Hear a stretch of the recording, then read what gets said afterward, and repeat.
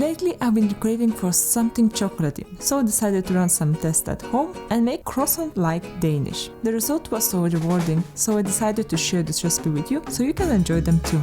So, without further ado, let's get started. First, I mixed yeast with milk or water. Water recipe also works perfectly. Then I put flour, cocoa powder, sugar, salt and egg. Mix everything on slow mode for 2 minutes and then add room temperature butter. At the beginning it seems like a rough block, but once the butter is incorporated, it will smooth out nicely. Mixing time should be roughly around 7-9 minutes, but sometimes we need to add more time in order to see proper gluten development. The dough has to be strong, otherwise the pastry won't hold its shape. To see if we are on track, we need to check if the dough pulls away from the sides of the bowl, is more sleek and shiny, and finally if it passes a window pane test. Gently fold in a bowl and leave it to proof at room temperature. Depending on the temperature of your place, it should take around 1 hour. But again, if you see that there was not much action, just leave it for a bit longer. It should double in size. Once the dough has rested and gluten strands have relaxed, deflate the dough slightly and lay on a tray. Cover carefully with a cling film and leave it to rest in the fridge overnight, ideally 12 to 14 hours. We can also prepare our butter today, so tomorrow we can start working straight away. I normally use 2 ways. The first one is with a plastic bag. Carefully place your butter inside and gently flatten down. It is important that you reach every corner and it is distributed evenly. Another way is using parchment paper. Mark the frame of the size of the butter and using the rolling pin, gently roll out the butter. Well, that's all done for today. Next day, take out your butter 10 minutes before you start working with the dough. The optimal butter temperature should be 12 to 16 degrees. We can test by trying to bend it. It should still stay cold, pliable, but should not break. So let's get started. Roll the dough into a rectangular shape and the length should be twice longer than the width of the butter. Try to work as gently as you can and do not stress the dough, otherwise it can tear.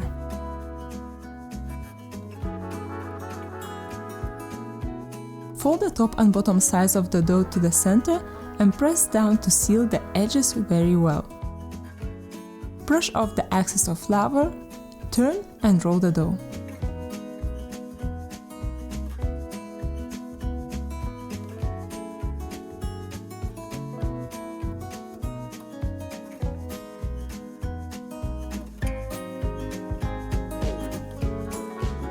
I roll the dough till roughly ½ centimeter and do a book fold. Again, brush the excess of flour and seal both sides.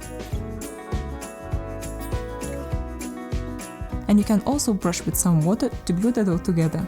Once folded, I cut the sides of the dough to weaken the strong gluten strand so it will keep its shape during the next steps. If the dough is not too warm, you can do another fold straight away. But in my case, the dough is really soft, so I just wrap it in a cling film and leave it to rest at least 15 minutes in the fridge. The dough has beautifully rested, and again, slowly stretch the dough till roughly ½ centimeter. Don't be tempted to roll too fast, as it may break the butter inside and consequently can break the layers. Work with a lot of attention and try to feel the dough.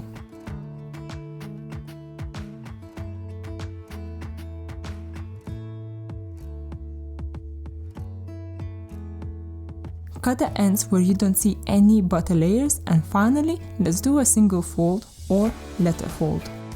Brush the flour off, cut the sides as earlier, and leave it to rest as the dough gets warm. It's really nice to see that the layers are building up.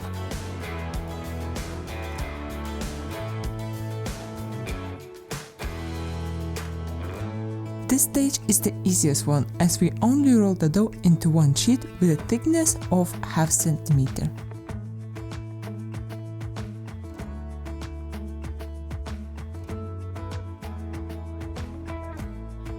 My kitchen is really warm, but I try not to destroy all these layers and hard work, so I chill the dough as many times as needed. We cut a square for the Danish 10x10, so cut the ends and only leave the best parts. Don't worry at all about the trimmings. Save them, as you can do a monkey bread out of them. While the dough is still taking its time to rest, we can quickly make a filling. This time I chose curd filling, which really reminds me of my childhood. So simply mix curd, cream cheese, egg yolk, sugar and vanilla. So finally, for the last time, I'm taking my dough out and this time cutting into uneven squares. Now the most fun part, shaping. I take a square, bend it in half and cut this way. Make sure you leave a tip of the triangle uncut. I brush the base with some water and then twist the sides like that.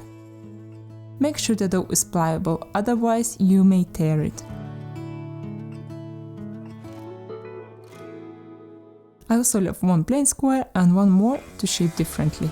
It's best to avoid proofing the dough in an especially warm rooms as the butter layers will start to melt. A cooler proofing temperature just means the dough will take longer to increase in size, which is fine. You can use a water bath in your oven, creating steam and humidity. That helps to proof the buns, but be careful with the temperature and don't exceed 27 degrees, otherwise your layers will start to melt, and that's what we don't want. Optionally, just cover your buns with a cling film and leave it outside. That will be a gradual proof with less risk. And actually the proof is quite fast.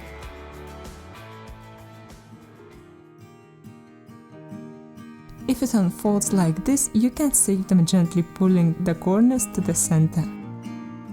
Once they are ready, and they are ready by looking at the size and separated layers, push down the pastry a bit so we can fill them with the filling we have prepared. I also put a teaspoon of raspberry jam. In some of them, I'll put some fresh fruit. Basically, nothing is written in stone. Be free to choose what you love. Egg wash them, but try not to brush the outer layers, only the top. Bake at 180 degrees around 15 minutes. Once cooled, garnish with your favorite fruit. I love seasonal fruit, so I chose cherry and traditional raspberry combination. Finally, sprinkle some nuts if you wish.